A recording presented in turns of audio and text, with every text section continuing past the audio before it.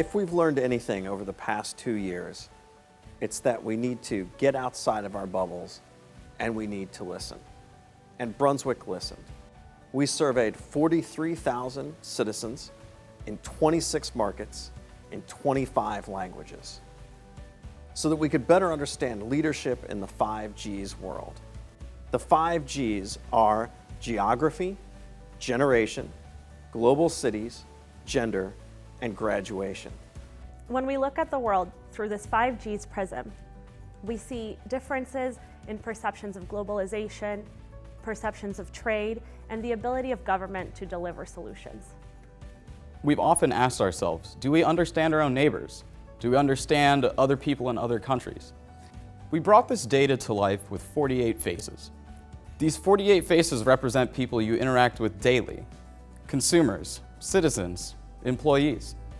Our global research uncovered a number of questionable assumptions. One of these questionable assumptions is that we live in an age of rage, in an age of pessimism. That may be true in developed markets generally, but it is not true in emerging markets. Take Stanley and Sophia. Stanley's older, he doesn't have a college education, and he lives in a small town. Stanley has very real concerns, and business should be addressing those concerns.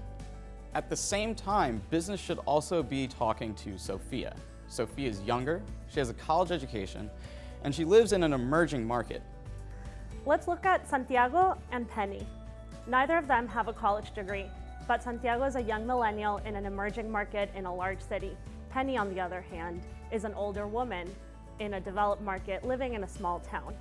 Santiago thinks that the future for today's children looks optimistic and it will have better things in store for them, whereas Penny has a more negative view, and she thinks the future for children has a pessimistic tone. Another questionable assumption is that globalization is unpopular. Our research finds that that's not entirely true. Let's look at Jing and Megan. Their perceptions could not be more different. While they both agree that technology is changing for the better, they disagree in terms of how government, society, and the economy are changing. Jing sees all three entities headed towards a better direction. On the other hand, Megan thinks society, the economy, and government are changing for the worse. It's, in many cases, the best of times and the worst of times, all right now. Through our research, we were able to explore big themes that affect everyone today. Things like globalization, automation, and perceptions of free trade. In 22 out of 26 markets, a majority of the people we surveyed said that business leaders do not really understand the challenges that they face in their day-to-day life. We asked the people of the world how CEOs prioritize their decisions. And what we heard in both emerging and developed markets was that they put themselves first and everyone else second. Business may have global image problems, but people know it can get things done.